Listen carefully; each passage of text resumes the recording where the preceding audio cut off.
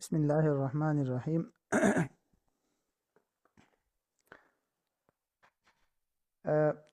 ہماری کلاسز میں ایک موضوع تھا شیئرز سے متعلق کہ شیئرز، ویسے تو میں نے ارادہ تھا کہ صرف شیئرز کی خرید و فروخت کی جو بنیادی شرائط ہے وہی ذکر کر دوں، لیکن جب یہ موضوع رکھا ہے تو بہتر یہ ہے کہ اس کے جو بھی جوانب اور ضروری باتیں ہیں ان سب کا احاطہ کیا جا سکے خلاصہ کے طور پر، تو تعارف بھی آپ کے سامنے آ جائے گا اور کچھ جو ہے اس کے احکام بھی آپ کے سامنے آ جائیں گے۔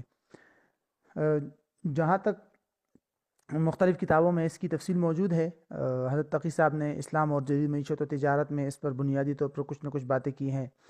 پھر جو ہے اس کے علاوہ اور بھی جو بڑی کتابیں ہیں جیسے شرکت و مضاربت عصر حاضر میں مفتی عمران اشرف صاحب علی، اس میں ہے، اور بھی عربی کتابوں میں بھی اس میں بہت تفصیل موجود ہے۔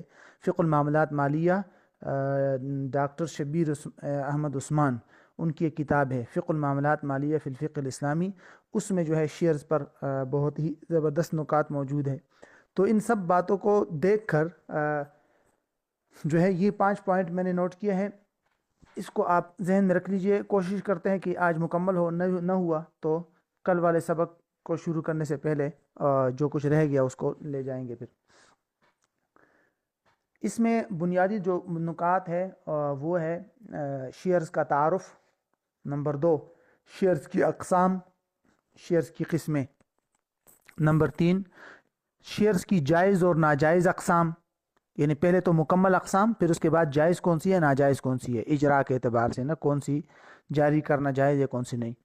اور چوتھی صورت میں آ جائے گا شیئرز کی خریداری کی شرائط، کہ آپ کسی کمپنی کے شیئرز خریدیں گے تو اس کے لیے بنیادی شرائط کیا ہے۔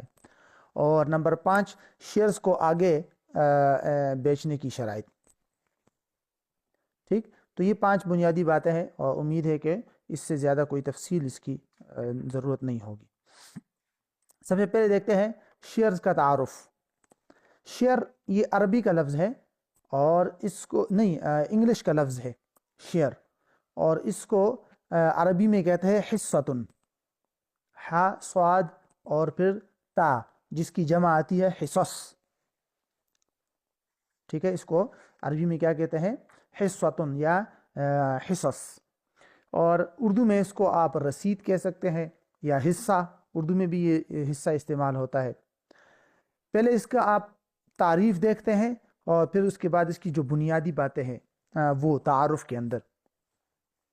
شیئر جو ہے یہ کس چیز کو کہتے ہیں کہ یہ کمپنی ہے نا، کمپنی جب لوگوں سے سرمایہ اور پیسوں کا مطالبہ کرتی ہے تو ان لوگوں سے پیسے لے کر اس پیسوں کے بدلے میں کمپنی ایک رسید جاری کرتی ہے جو لوگوں کے پاس ہوتا ہے، اور اس بات کا ثبوت ہوتا ہے کہ جس آدمی کے پاس یہ شیئرز موجود ہے یا یہ رسید موجود ہے اس آدمی کا کمپنی میں اتنا پیسہ لگا ہوا ہے، اتنی سرمایہ کاری اس نے کی ہوئی ہے۔ تو اس رسید کو یا اس جو بھی اس کے ہاتھ میں جو کاغذ ہوتا ہے اس کو کہتے ہیں عربی میں شیئر، اردو میں آپ اس کو حصہ اور عربی میں بھی حصہ کہتے ہیں اس کو۔ ٹھیک ہے، اب یہ تو آپ کو معلوم ہو گیا کہ شیئر ایک کاغذ اور رسید ہے بذات خود، حقیقت میں وہ کوئی چیز نہیں ہے، البتہ اس کے پیچھے کیا ہے، تو اس کے پیچھے جیسے ہم نے بتا دیا کہ اس کے پیچھے اس آدمی نے جتنے پیسے کمپنی کو دیے ہوئے ہیں وہ چیزیں ہیں، وہ پیسے ہیں کمپنی کے پاس۔ اب اس کے بعد پھر اس کی 3 صورتیں بنتی ہے، ذہن میں رکھیے گا، یہ بھی تعارف کے اندر ہی آئے گا۔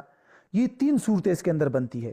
مثال کے طور پر میں مثال سے سمجھاتا ہوں، ایک کمپنی ہے، میں نے اس کمپنی کے جو ہے 1 لاکھ روپے کے شیئرز میں نے خریدے، تو کمپنی کو میں نے 1 لاکھ روپے دے دیا اور وہاں سے میں نے جو بھی اس شیئرز کی رسیدیں ہیں وہ میں نے وصول کر لی، میں نے خرید لیے۔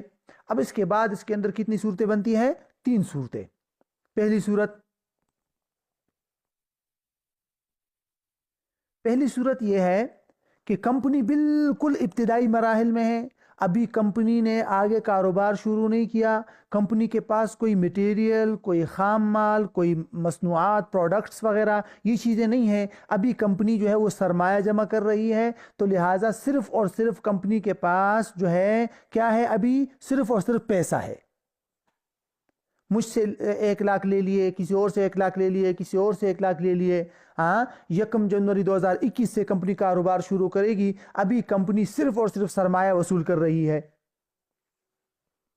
تو ایسی صورت میں میرے پاس جو شیئرز ہوں گے 1 لاکھ کے، اس شیئرز کے پیچھے کیا ہوگا؟ صرف اور صرف رقم، کیونکہ کمپنی کے پاس ابھی تک وہ رقم ہے۔ تو جب کمپنی کے پاس ابھی تک وہ صرف اور صرف رقم ہے، تو میرا جو شیئرز ہے وہ کس چیز کی نمائندگی کر رہا ہے؟ رقم کی، صرف اور صرف رقم کی۔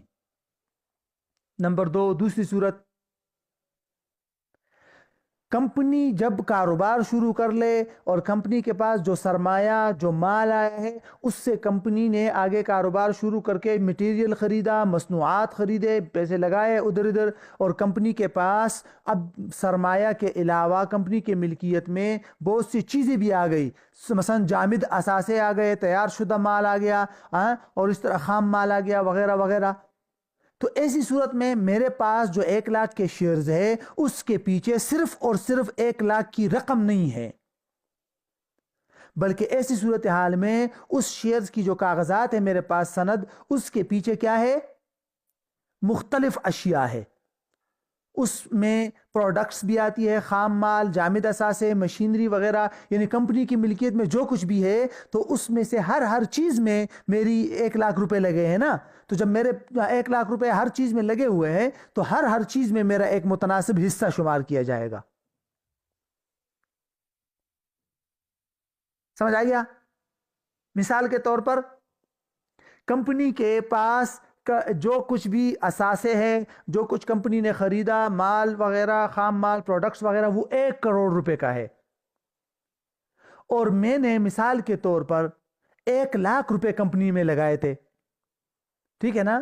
تو اس تمام چیزوں میں جو مشینری ہے، پروڈکٹس ہے، خام مال ہے، را مٹیریل، جو نقود ہے، جتنے بھی ہے، ان سب میں میرا حصہ کتنا ہے؟ 1%۔ صرف نقد رقم میں نہیں، ہر چیز میں میرا 1% ہے۔ خام مال میں بھی میں 1% کا مالک ہوں، پروڈکٹس میں بھی میں 1% کا مالک ہوں، میں مشینری وغیرہ میں بھی میں 1% کا مالک ہوں۔ وہ 1 کروڑ روپے کے جتنی بھی چیزیں کمپنی نے خریدی ہے، ہر ایک چیز میں 1% حصہ میرا ہے۔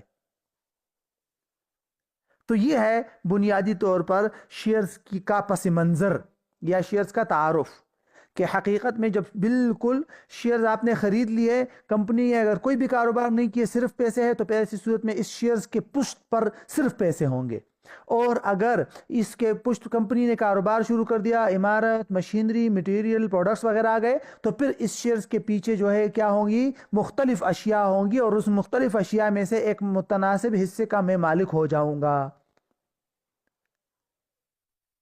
ٹھیک ہے؟ اچھا، ایک اور بات بھی ذہن میں رکھ لی تعارف کے اندر، کمپنی جو ہے نا، یہ جو شیئرز کی قیمت ہے وہ کیا ہوگی؟ وہ مختلف ہو سکتی ہے، کوئی کمپنی کوئی بھی قیمت رکھے، لیکن شیئرز کے اوپر ایک ہوتی ہے، یعنی اس طرح کی قیمتوں کی 2 قسمیں ہوتی ہے۔ شیئرز کی قیمت کی ویلیو کی 2 قسمیں ہوتی ہے، ایک کو کہتے ہیں فیس ویلیو، اور ایک کو کہتے ہیں مارکیٹ ویلیو۔ فیس ویلیو یہ ہے کہ جو شیئرز کے اوپر کی لکھی ہوئی قیمت ہو، اس کو کہتے ہیں فیس ویلیو، اور ایک ہوتی ہے سمجھ لیجئے کہ کیا نام، مارکیٹ ویلیو، اس کا مطلب ہوتا ہے کہ کسی کیا نام ہے، مارکیٹ کے اندر کسی شیئرز کی کیا قیمت ہے۔ مثال کے طور پر میرے پاس جو شیئرز ہے، اس میں اس شیئرز کے اوپر 100 روپیہ فی شیئر لکھا ہوا ہے، لیکن مارکیٹ میں اس کی کمپنی کی قیمت گر گئی، 80 روپے بک رہی ہے، تو اس کی مارکیٹ ویلیو 80 روپیہ ہے، اگرچہ اس کا جو فیس ویلیو ہے، اس کے اوپر جو لکھا ہوا ہے وہ 80 روپیہ ہے، 100 روپیہ ہے، ایسا ہو سکتا ہے۔ تو یہ ہے، اس کو کہتے ہیں عربی میں، اس کو کہتے ہیں قیمتی اسمیہ فیس ویلیو کو، اور قیمتی سوقیہ مارکیٹ ویلیو، بازاری قیمت۔ تو یہ ہے اس کا مختصر سا تعارف۔ آگے انشاءاللہ جب اس کی شرعی حیثیت وغیرہ میں یہ باتیں آئیں گی نا، تو وہاں ایک اور رائے بھی آپ کے سامنے آ جائے گی، کہ بعض حضرات کی رائے یہ ہے کہ بھائی چلے ابھی سے سمجھ لے، بعد میں لے جانے کی کیا ضرورت.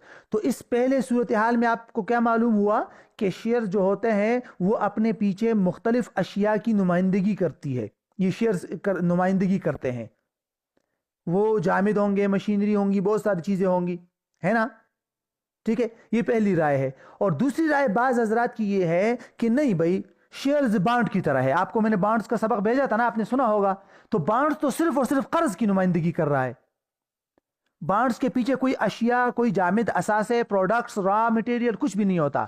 تو بانڈز جو ہے وہ صرف قرض کی نمائندگی کرتا ہے. تو بعض حضرات کی آج کل, بعض فقہا کی رائے یہ ہے, علماء کی, وہ کہتے ہیں کہ بھائی یہ جو شیئرز ہے یہ بھی بانڈز کی طرح صرف اور صرف قرض کی نمائندگی کر رہا ہے. یہ پیچھے کوئی سی پروڈکٹس وغیرہ کی نمائندگی نہیں کرتے. اور وہ اس میں تفصیلات ہے, اختلاف وغیرہ. وہ یہ دلیل دیتے ہیں کہ بھئی جب کسی آدمی کا انتقال ہو جائے تو پھر تو اگر یہ پیچھے نمائندگی کرتے اشیاء کی, تو جس طرح اس آدمی کی میراث وغیرہ تقسیم ہوتی ہے تو جو شیئرز کے پیچھے جو اشیاء ہے ان کو بھی میراث وغیرہ جاری ہونا چاہیے تھا, ان کو بھی قرق ہونا چاہیے تھا. لیکن ایسا ہوتا نہیں ہے, وہاں سے صرف پیسے آتے ہیں کمپنی کی طرف سے. لیکن بہرحال اس کے جوابات بھی موجود ہے, اس پہ تفصیلات ہے, آپ دیکھ لیجئے گا کہ نہیں بھائی حقیقت یہی ہے کہ اس کے پیچھے جو ہے وہ متناسب اشیاء ہوتی ہے, وہ مختلف اشیاء ہوتی ہے, صرف نقد رقوم نہیں ہے, صرف قرض نہیں ہے. کیونکہ نہ تو اس پر فکس سود ملتا ہے بلکہ باقاعدہ ایک متناسب حصے میں نفع ملتا ہے. اگر کمپنی کو نفع ہوا تو تب ملتا ہے, ورنہ نہیں ملتا.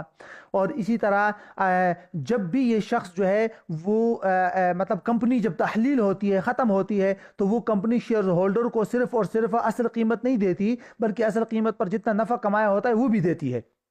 تو اس سے معلوم ہو گیا کہ اس کی آدمی کی ایک خاص متناسب حصہ تھا اس کمپنی میں. تو بہرحال یہ ایک دوسری رائے ہے, اور اس کی تفصیلات کے لیے آپ لوگ پھر جو ہے اسلام اور جدید معیشت تجارت دیکھ لیں. میں نے آپ کو اشارہ کر دیا, اتنا میرا خیال سے کافی ہے. دوسرے پوائنٹ کی طرف آئیے. اچھا, ابھی میرے ذہن میں آیا, میں اس کو اپنے پاس نوٹ کر رہا ہوں, آپ بھی نمبر 6 کے اندر نوٹ کیجئے گا. نمبر 6 میں یہ ہے کہ شیئرز پر زکوٰۃ, یہ ابھی میرے ذہن میں آیا, تو اس کو بھی ہم ڈسکس کریں گے. ٹھیک ہے, میں نے اپنے پاس نوٹ کر لیا تاکہ بھول نہ جائے. تو اس کو بھی آخر میں انشاءاللہ خلاصہ کے طور پر نمبر 6 میں کر لیں گے. اب شیئرز کی اقسام سمجھ لے. شیئرز کی مختلف قسمیں ہیں, ایک ایک کر کے میں بتاتا ہوں آپ کو. پہلی قسم کو کہتے ہیں رجسٹرڈ شیئر. رجسٹرڈ شیئر کا کیا مطلب ہوتا ہے؟ وہ شیئر جس پر شیئر ہولڈر کا باقاعدہ نام ہوتا ہے اس کو کہتے ہیں رجسٹرڈ شیئر, کہ اس آدمی کے نام پر رجسٹر ہو گیا. دوسری قسم ہے اس کو کہتے ہیں بیئرر شیئر. بیئرر شیئر, اس پر شیئر ہولڈر کا نام نہیں ہوتا بلکہ وہ شیئر جس آدمی کے ہاتھ میں ہوں گے بس وہی اس کا مالک شمار کیا جائے گا. جسے آپ نے دیکھا ہوگا نا, کراس چیک اور بیئرر چیک میں کیا فرق ہوتا ہے؟ چیک میں بیئرر چیک کا مطلب یہی ہوتا ہے جس آدمی کے ہاتھ میں ہوگا وہی اس کا مالک, اور کراس چیک کا مطلب ہوگا جس میں آدمی کا نام لکھا ہوتا ہے. تو ایسے یہاں پر بھی ہے. رجسٹرڈ شیئر کا مطلب ہے جس پر شیئر ہولڈر کا نام ہو, اور بیئرر شیئر کا مطلب ہوگا جس میں شیئر ہولڈر کا نام نہیں ہوتا اس کے اوپر, بس جس آدمی کے ہاتھ میں شیئر ہے وہی اس کا مالک سمجھا جاتا ہے. تیسری قسم ہے اس کو کہتا ہے, یہ الگ اعتبار سے تھا نا, نام ہونے نہ ہونے کے اعتبار سے. ایک اور تقسیم ہے اس میں ترجیح کے اعتبار سے 2 قسمیں ہیں. ایک کو کہتے ہیں عام شیئر. عام شیئر, اس کو انگلش میں آرڈینری شیئرز کہتے ہیں, آرڈینری شیئرز. اور دوسری قسم ہے اس کو کہتے ہیں ترجیحی حصص, پریفرنس شیئر. ترجیحی شیئر. اس میں کیا ہوتا ہے؟ باقی کوئی خاص فرق نہیں ہوتا, بس صرف یہ ہوتا ہے کہ جو لوگ جو دوسری قسم کے شیئرز خرید لے نا, ترجیحی والے, ترجیحی حصص یا پریفرنس شیئرز جو لوگ خرید لے, تو ان کو ذرا ایسی خصوصیات حاصل ہوتی ہے کہ جو پہلی قسم والے عام شیئرز والوں کو حاصل نہیں ہوتی. مثال کے طور پر کیا خصوصیات ہو سکتی ہے؟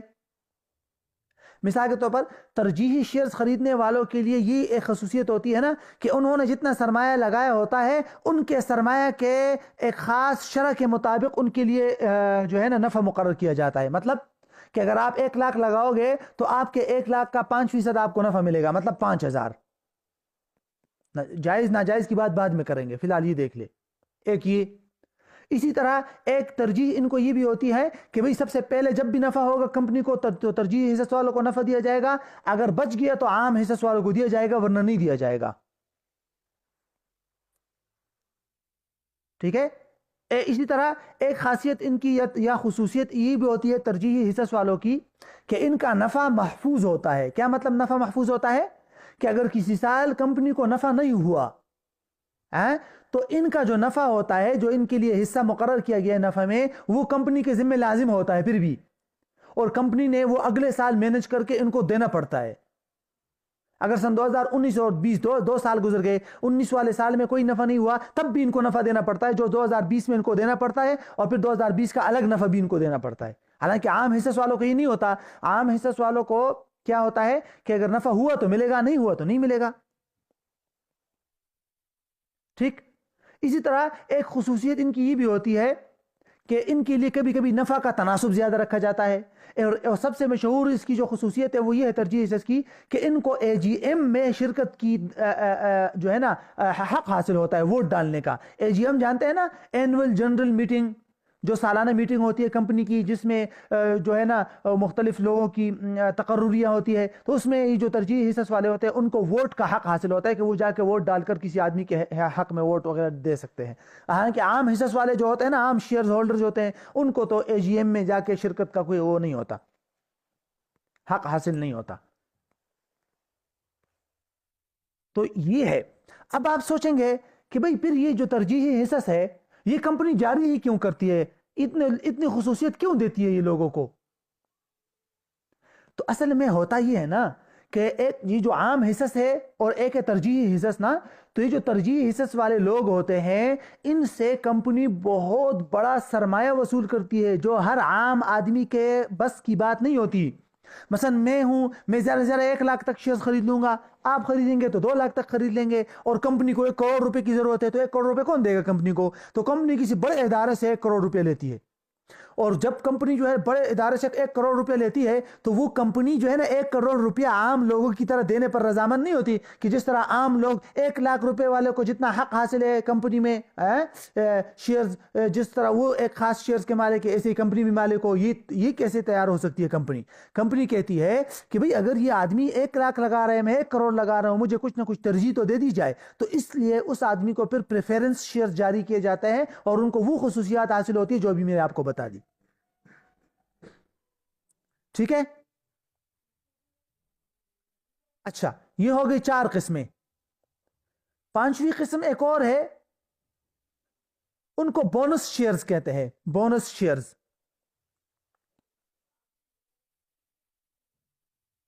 ٹھیک ہے، ان کو کیا کہتے ہیں؟ Bonus shares. بونس شیئرز کا مطلب یہ ہوتا ہے کہ ایسا جو یعنی کمپنی کو جب نفع ہوا اور شیئر ہولڈر جو ہے وہ کسی خاص نفع کے مالک ہو گئے تو شیئرز ہولڈر کو نفع دینے کے بجائے ان کو جو ہے شیئرز دے دیتی ہے کمپنی، نئے شیئرز، اور ان کا کمپنی کے اندر جو ہے نا حصہ زیادہ ہو جاتا ہے. تو ایسے شیئرز کو کیا کہتے ہیں؟ Bonus shares. میں آپ کو مثال سے سمجھاتا ہوں. مثال کے طور پر میں نے 1 لاکھ روپے کے شیئرز خریدے ہیں 100. 1 لاکھ کے شیئرز خریدے ہیں 100 اور ایک شیئر کی قیمت ہے 1000 روپیہ. تو یہی ہوا نا، ایک شیئر کی قیمت 1000 روپیہ اور 1 لاکھ میں نے خرید لیے 1 لاکھ کے 100 شیئرز. اچھا ٹھیک ہے جی. 1 سال گزر گیا اور میرا جو ہے نا 1 لاکھ یا 1 مہینہ گزر گیا اور مجھے اس 1 لاکھ پر کمپنی کی طرف سے 1000 روپے نفع ملا. تو کمپنی اس طرح کرتی ہے کہ وہ مجھے 1000 روپے نفع دینے کے بجائے کیا کرتی ہے کمپنی؟ اسی 1000 کے بدلے میں مجھے ایک اور شیئر دے دیتی ہے. تو میں جو ہے نا 101 شیئر کا مالک ہو جاتا ہوں، 1,01,000 روپے کا، اور میرے پاس شیئر کتنے ہو جائیں گے؟ 101 شیئرز ہو جائیں گے. تو یہ جو ایک شیئر نیا آیا ہے اس کو کہتے ہیں بونس شیئرز. ٹھیک ہے، یہ ہے بونس شیئر. تو یہ ہو گئی شیئرز کی ساری اقسام. آگے جائز و ناجائز اقسام کے پاس جانے سے پہلے 1-2 پوائنٹ آپ اور ذہن میں رکھ لیں. ایک اور چیز ہے یہاں، اس کو کہتے ہیں right shares. Right shares, right مطلب وہ حق والا، رائٹس نہیں ہوتے حقوق، حق. رائٹ شیئر وہ یہ ہوتا ہے نا کہ جب کمپنی پہلے بار شیئر جاری کرتی ہے اور لوگ شیئرز خرید لے، اب کچھ مہینے ہو گئے اور کمپنی کو دوبارہ سرمایہ کی ضرورت پڑ گئی تو کمپنی دوبارہ شیئر جاری کرتی ہے. تو جب دوبارہ شیئر جاری کرتی ہے نا کمپنی، تو دوبارہ شیئرز کے اندر سب سے پہلے حق ان شیئر ہولڈر کو ہوتا ہے جو پہلے سے کمپنی کے شیئر ہولڈر ہے. ان کو یہ حق حاصل ہوتا ہے کہ وہ ان نئے شیئرز کو خرید لے. اگر وہ نہیں خریدتے تو پھر جو ہے اس کے بعد وہ کمپنی کسی اور کو بیچتی ہے. جس طرح حق شفا نہیں ہوتا، حق شفا یہ اس جیسی چیز ہے کہ پرانے شیئر ہولڈر کو پہلے حق دے دو، اگر وہ نئے شیئرز خرید رہے تو ٹھیک، نہیں خرید رہے تو پھر کمپنی کسی اور کو بیچے. اور جو نئے شیئرز آتے ہیں یہ عموماً پرانے شیئر ہولڈر کو ذرا کم قیمت پر دیے جاتے ہیں، تو اس لیے وہ لوگ عموماً خرید بھی لیتے ہیں. تو ایک پوائنٹ تو یہ ذہن میں رکھ لیں آپ. ایک اور چیز بھی آپ ذہن میں رکھ لیں جس کو عربی میں کہتے ہیں زمان الاکتتاب، انڈر رائٹنگ. اس کو انگلش میں کہتے ہیں انڈر رائٹنگ. ٹھیک ہے، میں یہاں لکھ لیتا ہوں عربی میں، یہاں آپ دیکھ لیجئے، چیٹ میں دیکھ لیں آپ. اس کو کہتے ہیں زمان الاکتتاب، انڈر رائٹنگ. انڈر رائٹنگ کا کیا مطلب ہے؟ ان تمام انشاءاللہ شرعی باتیں آگے آ جائیں گی، فی الحال آپ یہ دیکھتے جائیں. انڈر رائٹنگ کا مطلب ہوتا ہے نا کہ مثال کے طور پر جب کمپنی جو ہے نا وہ شروع میں شیئرز جاری کرتی ہے، مثال کے طور پر کمپنی 1 کروڑ کے شیئرز جاری کرتی ہے، لیکن اس کو یہ ڈر ہے کہ ایسا نہ ہو ہم 1 کروڑ کے شیئرز جاری کریں لیکن شیئرز کے خریدار بہت کم آئے، شیئرز کے خریدار کیا ہو جائے، کم آ جائے. 1 کروڑ کے بجائے 50 لاکھ کے آ گئے، 60 لاکھ کے آ گئے، تو باقی کے شیئرز کا ہم کیا کریں گے؟ ہاں، تو ایسی صورتحال میں کوئی بینک یا کوئی مالیاتی ادارہ جاتا ہے اور کمپنی کے ساتھ ایک معاہدہ کرتا ہے. وہ معاہدہ کیا ہوتا ہے؟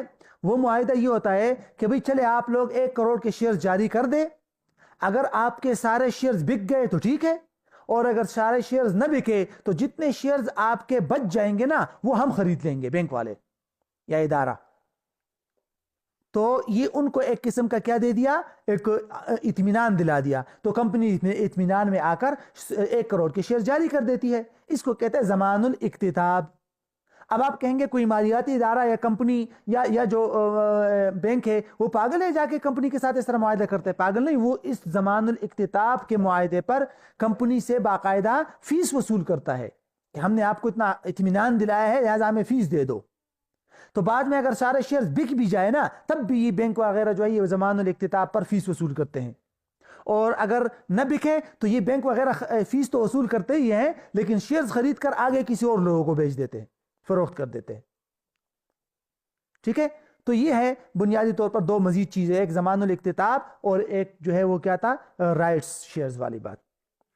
اب آ جائیے آگے، خریدنا شرعاً خریدنا کیسا ہے اور شرعاً بیچنا کیسا ہے. اس سے پہلے پوائنٹ نمبر 3 دیکھتے ہیں کہ ان میں سے کون سے شیئرز جاری کرنا جائز ہے اور کون سے شیئر جاری کرنا جائز نہیں ہے. کمپنی جب بھی کوئی شیئر جاری کرتی ہے تو ان میں سے کون سے شیئرز جو ہے وہ جاری کر سکتی ہے اور کون سے نہیں. یعنی اجراء کے اعتبار سے اس کا جواز، خریدنے نہ خریدنے کی بات کی ہو رہی ہے، یہ کیا بات ہو رہی ہے؟ اجراء کے اعتبار سے شیئرز کی اقسام. تو شیئرز کی جو اقسام ہم نے ذکر کی تھی وہ آپ کے ذہن میں ہوگی، رجسٹرڈ شیئرز، بیئرر شیئرز، عام شیئرز، ترجیحی شیئرز. اسی طرح پھر وہ جو میں نے آپ کو بتایا تھا رائٹ شیئرز جس میں حق دیا جاتا ہے پرانوں والوں کو. تو ان سب میں اگر آپ غور کریں گے تو کسی بھی شیئرز میں جاری کرنے کے اعتبار سے کوئی خرابی نہیں ہے شرعاً، سوائے ایک کے، وہ ہے ترجیحی حصص. وہ کیا ہے؟ ترجیحی حصص یا ترجیحی شیئرز جو پریفیرنس شیئرز تھے، اس میں کچھ نہ کچھ خرابی پائی جاتی ہے. وہ میں آپ کو بتاتا ہوں اس میں کیا خرابی ہے. باقی جو ہے نا اس میں کوئی خرابی نہیں. اگر آپ غور کریں گے تو شرعی اعتبار سے کوئی خرابی کسی بھی صورت کے کسی بھی شیئرز کے جاری کرنے میں کوئی خرابی نہیں ہے. ترجیحی حصص میں کتنی خرابیاں ہیں؟ 2. پہلی خرابی کیا ہے؟ پہلی خرابی یہ ہے کہ یہ جو ترجیحی شیئرز ہے اس میں شیئر ہولڈر کو، اگر آپ کو یاد ہو میں نے بتایا تھا شیئر ہولڈر کو ایک خصوصیت یہ ہوتی ہے کہ ان لوگوں نے جتنا سرمایہ لگایا ہوتا ہے ان کے سرمایہ کے ایک خاص تناسب کے مطابق ان کے لیے نفع طے کیا جاتا ہے کہ بھئی تم لوگوں نے اگر 1 کروڑ روپے کے شیئرز خریدے ہیں ترجیحی شیئرز تو 1 کروڑ کا جو 1% بنتا ہے مثلا 1 لاکھ وہ آپ کو ماہانہ نفع ملے گا. تو یہ تو فکس ہو گیا. اور آپ کو پتہ ہے کہ کمپنی کے شیئرز خریدنا ہی تو کمپنی کے ساتھ شرکت کا معاملہ ہے. آپ انویسٹمنٹ کر رہے ہیں، شرکت ہے، تو جب شرکت ہے تو شرکت کے اندر فکس کرنا، نفع کو فکس کرنا یہ تو جائز نہیں ہے. تو ترجیحی حصص کے اندر ایک خرابی یہ پائی جاتی ہے پریفیرنس شیئرز کے اندر.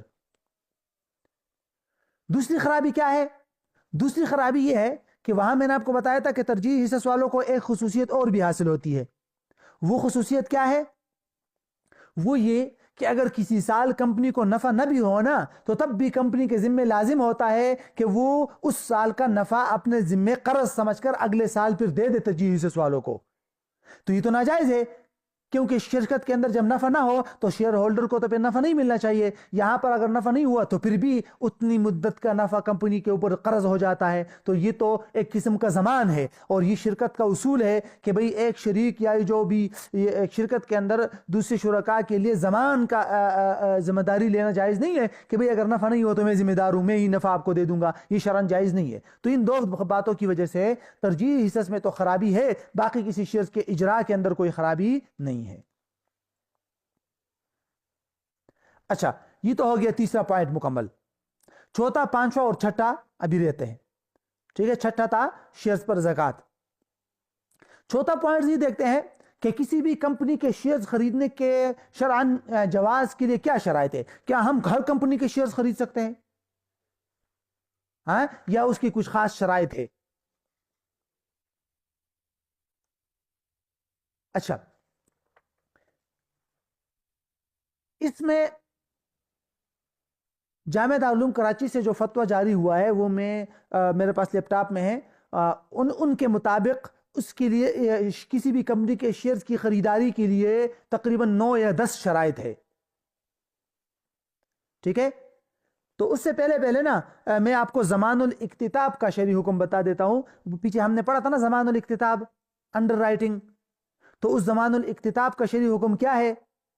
وہ شرعی حکم یہ ہے کہ بھئی یہ جائز نہیں ہے. یاد ہے آپ کو ضمان الاکتتاب؟ ابھی میں نے آپ کو بتایا کہ کوئی بینک یا مالیاتی ادارہ جو کمپنی کو یہ اطمینان دلاتا ہے کہ اگر آپ کے شیئر نہ بکے تو ہم خرید لیں گے، اور اس پر ان سے فیس وصول کرنا. تو صرف اتنا اطمینان دلانا تو جائز ہے کہ بھئی ہم جو ہے نا آپ کے شیئرز خرید لیں گے، لیکن اس وعدہ پر، یہ تو محض ایک وعدہ ہے نا کہ ہم خرید لیں گے، تو محض اتنے وعدے پر فیس وصول کرنا جائز نہیں ہے. اس کا جائز متبادل کیا ہو سکتا ہے؟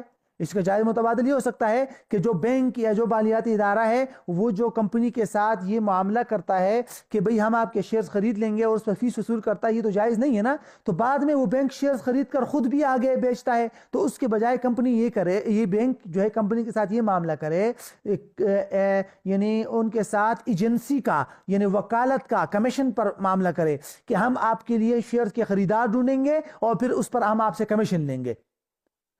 یعنی آپ تو ایسی صورت میں بینک کیا کرے؟ لوگوں کو جو ہے نا ترغیب دلائے کہ وہ اس کمپنی کے شیئرز خریدے. تو جب وہ کمپنی کے شیئرز خریدیں گے تو پھر بینک کو جو ہے وہ اپنا کمیشن ملے گا. تو خریدار مہیا کر کے اس پر کمیشن لینا. تو ضمان الاکتتاب کے لیے بہتر صورت یہ ہو سکتی ہے. ٹھیک ہے، اس کا شرعی حکم تو اس سے ہم فارغ ہو گئے. اب ہم آتے ہیں شیئرز کی خریدنے کی شرائط کی طرف. یہ ذرا تفصیلی ہے، 7 منٹ ہے ہمارے پاس، چلے دیکھ لیتے. دیکھیے، اس میں کسی بھی کمپنی کے شیئرز کی خریداری کے لیے تقریباً یہ 8-9 شرائط ہے، اس کو ذہن میں رکھیے گا آپ. سب سے پہلی شرط، آپ صرف اس کمپنی کے شیئرز خرید سکتے ہیں جس کمپنی کا بنیادی کاروبار حلال ہو. اگر کوئی کسی کمپنی کا بنیادی کاروبار ہی حرام ہے، شراب وغیرہ کا، تو اس کے شیئرز خریدنا جائز نہیں ہے. ایک پوائنٹ. نمبر 2، آپ صرف اس کمپنی کے شیئرز خرید سکتے ہیں جس کمپنی کی ملکیت میں جامد اثاثے جیسے عمارت، مشینری، را مٹیریل، پروڈکٹس وغیرہ ایسی چیزیں بھی وجود میں آ گئی ہو. کیوں؟ تاکہ جو ہے آپ اس کے اندر ہر چیز میں شریک ہو جائے. اگر کمپنی کے پاس صرف ابتدائی مرحلہ ہے اور کمپنی کے پاس صرف اور صرف سرمایہ ہے، تو پھر آپ اس شیئرز کو صرف اور صرف فیس ویلیو پر خرید سکتے ہیں، کم یا زیادہ پر نہیں خرید سکتے، ورنہ سود لازم آئے گا. کیسے؟ کہ میں ایک کمپنی کے سے شیئرز خرید رہا ہوں 1 لاکھ روپے کے، اور اس کے فیس ویلیو جو ہے وہ 1,05,000 روپیہ ہے، اور کمپنی کی ملکیت میں صرف اور صرف جو ہے نا سرمایہ ہے اور کچھ بھی نہیں. تو اس کا مطلب یہ ہوا کہ میں کمپنی سے سرمایہ خرید رہا ہوں، کمپنی کی ملکیت میں تو پروڈکٹس اور جامد اثاثے ہیں ہی نہیں. تو جب سرمایہ خرید رہا ہوں تو 1 لاکھ دے کر 1,05,000 کا میں کیسے مالک ہو سکتا ہوں؟ یہ تو سود ہے. ہاں اگر کمپنی کی ملکیت میں جامد اثاثے آ گئے ہیں، مشینری، پروڈکٹس، را مٹیریل وغیرہ وغیرہ کی چیزیں، تو پھر ٹھیک ہے، پھر آپ فیس ویلیو پر خریدے، کیسے بھی خریدے، کمپنی کے شیئرز خرید سکتے ہیں، کیونکہ پیچھے جو ہے جامد اثاثے موجود ہے۔ دوسری شرط ہو گئی۔ تیسری شرط، کمپنی کے شیئرز خریدتے وقت اگر کوئی ایگریمنٹ یا کوئی معاہدہ ہے تو وہ کیسے ہونا چاہیے؟ شرکت اور نفع اور نقصان دونوں میں شرکت ہوگی، صرف نفع میں شرکت نہ ہو، ٹھیک ہے؟ اگر نقصان ہوگا کمپنی کو تو اس میں بھی آپ اپنے سرمایہ کے مطابق جو ہے نقصان برداشت کریں گے۔ نمبر 4، نفع جو ہے وہ فکس نہ ہو، جیسے ترجیح حصص کے اندر ایک صورت تھی، وہ جائز نہیں ہے۔ نفع فکس نہیں ہونا چاہیے، بلکہ فیصد کے اعتبار سے ہونا چاہیے کہ کمپنی کو سالانہ یا ماہانہ جتنا نفع ہوگا اس میں آپ کو مثلا 0.05 یا آپ کو جتنا بھی 1% نفع ملے گا، جو بھی ہے نفع، یعنی نفع کا فیصد آپ کے سرمایہ اور آپ کے انویسٹ یا آپ کے پیسوں کا فیصد جائز نہیں ہے کہ آپ نے 1 لاکھ لگائے ہیں لہٰذا 1 لاکھ کا 5%، 1 لاکھ کا 5% تو 5,000 ہو گیا، یہ تو فکس ہو گیا، یہ نہیں، نفع کا فیصد۔ شرط نمبر 5، اگر کمپنی کا بنیادی کاروبار تو حلال ہے لیکن کمپنی جو ہے وہ ضمنی طور پر کہیں نہ کہیں سودی معاملات میں بھی ملوث ہے، مثال کے طور پر کمپنی بنیادی طور پر ریڈی میڈز، گارمنٹس وغیرہ کا کاروبار کرتی ہے لیکن کسی سودی بینک کے سیونگ اکاؤنٹ میں پیسے رکھ کر وہاں سے بھی کچھ نہ کچھ نفع کما رہا ہے، تو پھر علماء نے لکھا ہے کہ ایسی صورت میں ایسے کمپنی کے شیئرز اس شرط پر خریدنا جائز ہے کہ اس کمپنی کا جو تمام منافع ہے اس منافع میں جو حرام منافع ہے وہ 5% سے زیادہ نہ ہو۔ اگر کمپنی کا مثلا ماہانہ آمدنی جو ہے وہ 1 لاکھ ہے تو 5,000 سے زیادہ حرام آمدنی نہ ہو، 5,000 یا 5,000 سے کم ہے تو پھر علماء نے گنجائش دی ہے کہ آپ وہاں پر اس کمپنی کے شیئرز خرید سکتے ہیں، لیکن ایسی صورت میں پھر آپ پر لازم بھی ہوگا کہ آپ اپنی طرف سے کمپنی کو خط وغیرہ لکھ کر یا اس کی سالانہ میٹنگ میں جا کر آواز اٹھائے کہ جو آپ حرام والا نفع کما رہے ہیں یہ جائز نہیں ہے، یہ مجھے نہ دیا جائے، اور پھر جب آپ کو نفع ملے گا تو اس نفع میں سے بھی اتنے فیصد آپ صدقہ کریں گے۔ کیا مطلب؟ مثال کے طور پر کمپنی کے کل نفع میں 5% جو ہے وہ کیا ہے؟ حرام ہے، تو آپ کو مثلا آپ کو جو نفع ملے گا اس کا بھی 5% آپ کو صدقہ کرنا پڑے گا۔ مثال کے طور پر آپ کو اگر جو ہے 1 لاکھ روپے نفع ملا اور کمپنی کے تمام جو آمدنی ہے، نفع ہے، اس میں 5% حرام ہے، تو آپ اپنے 1 لاکھ میں سے 5,000 صدقہ کریں گے تاکہ وہ جو حرام ہے اس سے جان چھوٹ جائے، ٹھیک ہے؟ یہ شرط ذرا سمجھنے کی تھی۔ اچھا نمبر 5۔ شرط نمبر 6، جس کمپنی کا بنیادی کاروبار تو حلال ہے لیکن اس کمپنی نے سود پر قرضے لیے ہوئے ہیں۔ ایک صورت پچھلی والی تھی وہ الگ تھی کہ کمپنی جو ہے نا سود پر رقم کمپنی نے دی ہے اور سود سے نفع کما رہی ہے، وہ تو اس کا حکم تو آ گیا۔ یہ جو صورت ہے یہ ہے کہ کمپنی نے لوگوں سے سود پر رقمیں لی ہوئی ہے، تو ایسی صورت میں علماء نے لکھا ہے کہ پھر ضروری یہ ہے کہ کمپنی کے تمام سرمایہ میں سے 33% سے زیادہ جو ہے وہ حلال یا سودی قرضے نہ ہو کمپنی پر۔ اگر کمپنی پر سودی قرضے جو ہے وہ 33% سے زیادہ ہے تو پھر اس کمپنی کے شیئرز خریدنا جائز نہیں ہے۔ یہ مجمع الفقہ اسلامی جدہ والوں کی بھی یہی رائے ہے، یہ عرب علماء کی۔ شرط نمبر 7، جو شیئرز آپ خرید رہے ہیں کمپنی کا اور پھر آگے مہنگے داموں آپ بیچیں گے، جو کچھ بھی کریں گے، تو کہتا ہے اس شیئرز کے پیچھے جو اثاثہ جات یا جامد اثاثے ہیں، یہ جامد نہیں، نقد رقم جو ہے، وہ نقد رقم اس شیئر کی بازاری قیمت سے کم ہو، یہ اہم شرط ہے۔ مثال کے طور پر ایک شیئر کی بازاری قیمت ہے 100 روپیہ، تو پھر ضروری یہ ہے کہ اس شیئرز کے پیچھے جو 100 روپیہ ہے اس 100 روپیہ میں جو پیچھے نقود رقم ہے نا وہ 100 روپے سے کم ہو، 100 روپیہ نہ ہو، یا 100 روپیہ ہو یا 100 روپے سے کم ہو، 90 روپے ہے یا اتنا، باقی جو ہے وہ جامد اثاثے ہے، مطلب یہ کچھ نہ کچھ جامد اثاثے بھی ہونے چاہیے۔ تو یہ شرط میں دوبارہ دہراتا ہوں، شرط نمبر 7 کہ شیئرز کی مارکیٹ ویلیو جو ہے وہ اس رقم سے زیادہ ہو جو شیئرز کے پیچھے نقد رقم ہے، تو شیئرز کے پیچھے نقد رقم کم ہو اور اس کی مارکیٹ ویلیو زیادہ ہو تاکہ اس بقیہ جو زیادہ رقم ہے وہ جامد اثاثوں کے مقابل میں ہو۔ 8ویں شرط، جس شیئرز کو آپ خریدیں گے اور پھر اس کو اس کی فیس ویلیو سے کم یا زیادہ پر بیچیں گے تو اس کے لیے بنیادی شرط کیا تھی؟ بنیادی شرط یہ ہے کہ اس شیئرز کے پیچھے جامد اثاثے بھی موجود ہو، یہ ہم نے پڑھا تھا نا شروع میں. اگر اس شیئر کے پیچھے صرف اور صرف جو ہے نقد رقم ہے تو پھر اس شیئرز کو آپ زیادہ یا کم قیمت پر خرید یا بیچ نہیں سکتے. یہ میں نے سب سے پہلی شرط میں آپ کو بتایا تھا. ٹھیک ہے, میں 1 لاکھ کے شیئرز خرید رہا ہوں تو اس 1 لاکھ کے پیچھے اگر 1 لاکھ ہی روپیہ ہے کمپنی کے پاس, کوئی جامد اساس ہے, مٹیریل وغیرہ نہیں ہے, تو پھر میں اس کو آگے بھی 1 لاکھ پر ہی بیچ سکتا ہوں, اور کمپنی سے بھی میں صرف 1 لاکھ پر ہی خرید سکتا ہوں, کم یا زیادہ پر بیچ بھی نہیں سکتا, خرید بھی نہیں سکتا. تو یہ اس کی جواز کی بنیادی شرائط ہے. اور عمومی طور پر یہ عوام کو پتہ نہیں چلتی جب تک آپ کمپنی کے بیلنس شیٹ نہیں منگوائیں گے, کمپنی کے یا یہ جو ہے کمپنی کے جو بیلنس شیٹ عمومی طور پر ان کے ویب سائٹ پر بھی ہوتی ہے, وہاں آپ کو دیکھ کر یہ اندازے لگانے پڑیں گے. تو یہ ہمارا چوتھا پوائنٹ مکمل ہو گیا. انشاءاللہ 5واں پوائنٹ اور 6واں پوائنٹ کل لے جائیں گے, اور کل اس کے ساتھ مزید کچھ اور بھی